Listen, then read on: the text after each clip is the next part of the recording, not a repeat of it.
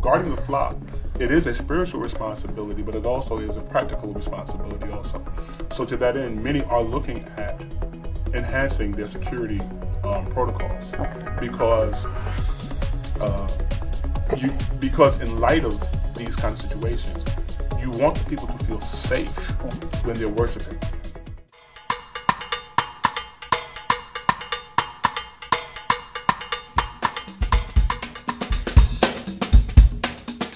We are in a new generation. The world has changed, and we as believers do need to be aware and ready. Is this, however, a new era of attacks against the church? Were these hate crimes, or were these more centrally focused on, as you say, several hundred incidents in particular, focused on the church in itself? And should we be prepared for that as well? May I challenge that for a quick moment? Please, by all means. Much of the discussion that I've heard in the news media surrounding what transpired in Charleston, South Carolina, seems to be directed towards the church, or whether the church needs, as we've even been talking about here, whether the church needs to be more secure, or whether the church needs to put in cameras, etc. But I think the thing that escapes most of us is that this was not an attack on the church. So this was not a religious hate crime or a black or a the young color. man was very deliberate in where he went. Yes. And so, you know, even through his own admission, right, he wanted to kill black people.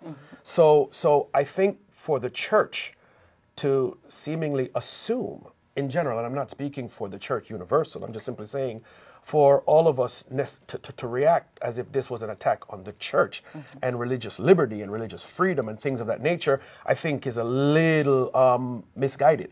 It was a racially motivated attack with deliberate intent. And so I think that while it happened in a church, what I believe is that the church has always represented, especially for African Americans, the epicenter of our freedom, of our cultural understanding of ourselves and our nation, but also the lens through which we interpreted our own lifestyles. And so if you are going to get at the center of a people group, right, you go where they are most influenced. And that's why it happened in a church. But the church has also been the central place where the civil rights movement was birthed. It was the place where, you know, our leadership was cultivated and raised. I mean, that church in particular, Denmark Vesey, was a founding member of that church. Absolutely. So, I mean, I think it's, as the elder said, I think it's both and. I mean, I think that it was an attack. I think, you know, he wanted the most shock value. I think somebody said that he was thinking about going to a college campus, but then decided to go to the church. So, and I don't think that we can, you know, turn a blind eye to you know, this white supremacist who, you know, came into this, you know, black setting and killed these black people. So it's both and. And I don't even mean to minimize that it was it had an impact on the church. That's certainly not my intent. But what I'm getting at is there are several black churches that he passed on his way to that particular church. So while there is no question that the church has a responsibility to respond, and the AME Church has and continues to respond. The truth of the matter is that we don't want to get blindsided by what was really at the heart and the core of this young man's hate crime. And so that's the reason why I'm raising that point, that it was a racially motivated hate crime, terrorist act. Precisely. Right? Precisely. Racially motivated, right? Without any question. And as you rightly stated, you get to the heart where it can have the greatest shock value, which is the church and what the church means for the African American community. It's interesting you say that, Pastor, because the day after that happened, I actually was out of town. I was in a meeting with some other people, and we were talking about it. And a woman asked me, I said, you know, this guy goes into a church and kills 9 people. And the woman asked me, she said, well, was it a terrorist attack? Absolutely. Well, I had to look at it. I said, well, it depends on what you mean. If you mean, was it someone like ISIS coming in and doing something? I said, no, it was not. I said, this was a homegrown terrorist. Yes. Homegrown. And it was a white woman I was talking to. Okay. And so it was very interesting just looking at the dynamic, because we think of, even if you go back to the Oklahoma City bombing, when it happened, we were all looking for someone from outside to come in and do this. When it was revealed it was Timothy McVeigh, suddenly it's like, oh, it wasn't really a terrorist attack. It was something else. And it was a question of how the media reframes a lot of the conversation. Yeah. I posted a picture on my Facebook page, not to cut you off, but I posted a picture of the police bringing in Mr. Roof. Mr. Roof and the police taking down Eric Garner. Right. So it's like, this is how you arrest a white man who's killed 9 people. Yes. And this is how you arrest a black man for Who didn't do anything. selling But cigarettes. sell cigarettes. And to even hear that on the way to the police station because he was hungry, they took him to get something to eat. It's like a Burger King. They reholstered their guns. I mean, like, I saw the video of the police officers. They went to the car. They saw it was a white guy. They had their guns holstered, and then they reholstered their guns. I mean, so it's a totally... And I've been stopped by the cops. Guns drawn, doors opened in Brooklyn. So, I mean, as a woman. So it's just, you know, it's a totally different type of a dynamic, you know, when you're dealing with homegrown terrorism. Yes. What we're seeing is nothing new. Unfortunately. It's nothing new. I don't know how many of your viewers listen to the Joe Madison show on Sirius XM, but he has this term that he has been promoting now for the past several weeks that I've been listening to the show called cultural conditioning. And what it talks about is a mindset that we all have, African Americans, you know, Asian Americans, Hispanic, white, you name it, that there's an expectation that we have of the other that whether or not it's founded in reality or stereotypes or whatever does not change the fact that it does exist. So I think one of the first things that we need to do in terms of all that is happening is to recognize the dignity of persons. You know, I did a social experiment in my church. Because Black Lives Matter. Right? And I actually had, right after the shooting, we had, of course, an outpouring of white Americans in our congregation showing support, and rightfully so, and we appreciated them being there. But I did an experiment. And the experiment simply went like this: a very brief social experiment that is not based or founded in any kind of scientific, it has no scientific validation. It's the Marriott experiment. But what I did do was I used the opportunity to say, whenever a crime is committed on television, or you hear about a crime and it's being broadcast, and people are, before they actually see who's involved or not, and I ask all of the Caucasian folks who are in the congregation to raise their hands if the first thought that comes to their mind is whether or not this is a white person. And they did not raise their hands at all.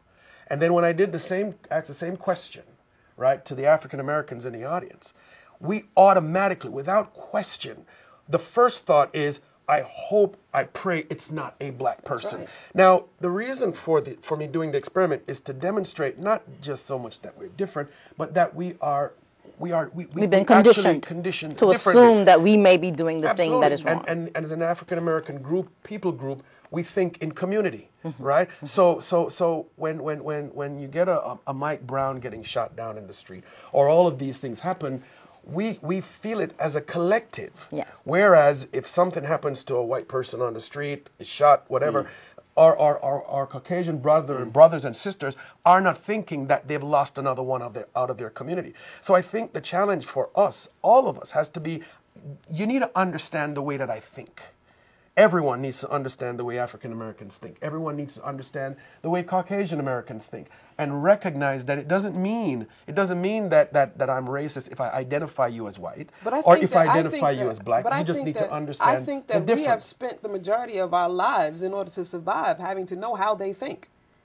We have, I mean, well, in order it's to culpability on all sides. I'm not simply saying. Most of us have to live in dual worlds. You know, we work and we have to carry ourselves one way, and we come home and we have to carry ourselves a different way. So I think that the onus is not necessarily always on us. Well, I wasn't even saying that. I'm saying it's shared responsibility. It's everyone having to understand how, I don't think that a lot of people have taken as much time as they should trying to understand how we think. I agree. But couldn't some of that conditioning be because, as a minority in this country for such a very long time, the majority race population has not had their faces smacked all over the media every time something happened.